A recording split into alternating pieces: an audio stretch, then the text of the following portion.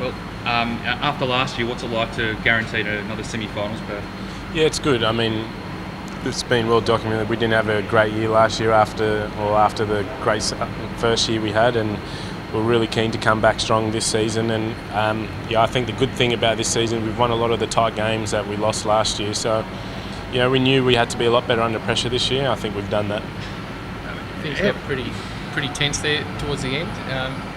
How nervous were you? 17 off the last. I know that Brett's got a background of icing those things, but yeah, look, I wasn't. So at 17 off the last, with Brett coming into bowl, and I definitely thought we were, at that stage the game was certainly in our balance or in our control and our game to lose. It was more so 32 off 3 overs with 7 wickets in hand, where it was a little bit iffy, and we knew that it was going to be tough to score at that rate on that wicket because it proved all night it was quite tough to score quickly. So we knew we had to get either Benny or Dwayne out at that time to give ourselves a really good chance. Given I think you and Steve were both gone by, I think, the 15th over, did you think that 151 was going to be big enough to defend?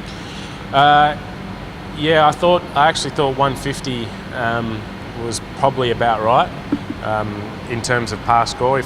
Obviously, if I batted for a couple more overs, we might have been able to get a few more, or I think in our last 2 overs of our innings, I think we only got 12 or 13 runs. So we probably ended up underclubbing a little bit, but we probably got a few extra in the first 6 that we weren't expecting as well. How much of a difference do you think was the way you went in the field? I guess also you personally, considering I think they had 3 or 4 half chances that they didn't take. Yeah. First half chance that you completed.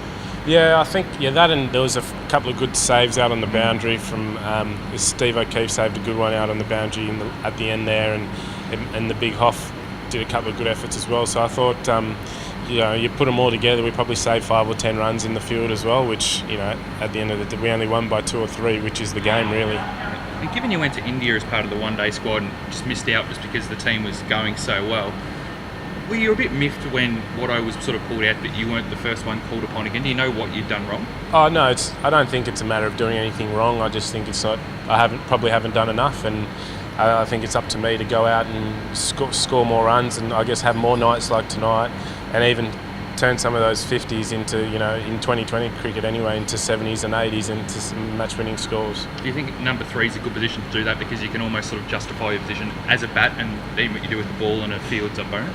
Yeah, I definitely think in 2020 cricket, obviously opening the batting and batting as high up the order as possible is a lot more advantageous as a batsman. Obviously some guys are good finishers, but definitely if you want to score a lot of runs, you've got to face as many balls as you can in the game, and to be able to go out to bat when there's only 2 fielders out as well, I think it's a big advantage in 2020 cricket. So it's good to bat at the top. I also enjoy batting 5 or 6 for the sixes as well when I need to do that. So I'm happy with the role with what I've got now and when I was at the start of the season as well. I know, of course, you'll want to win the Derby next week, but is part of the lure that if you do that, you'll avoid the Stars at least for the semi-final, because it means if you do have to face them, it'll be in the final?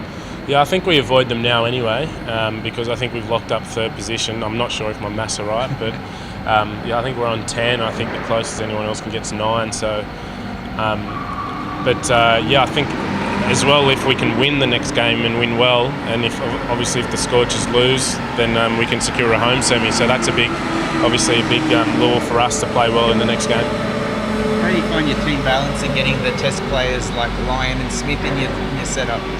Yeah, I mean that's really good. It's obviously going to be very disappointing come the first semi, and I mean Nathan Lyon and Steve Smith are a massive chance to go to South Africa, and we'll miss both of those. I think Smith is going to be leaving tomorrow morning, so I think we'll obviously miss him for the next fixture as well. But they're going to be big losses, and obviously we haven't had Brad all season either, and but hopefully we get Mitchell Stark's not too far away from a return to cricket as well.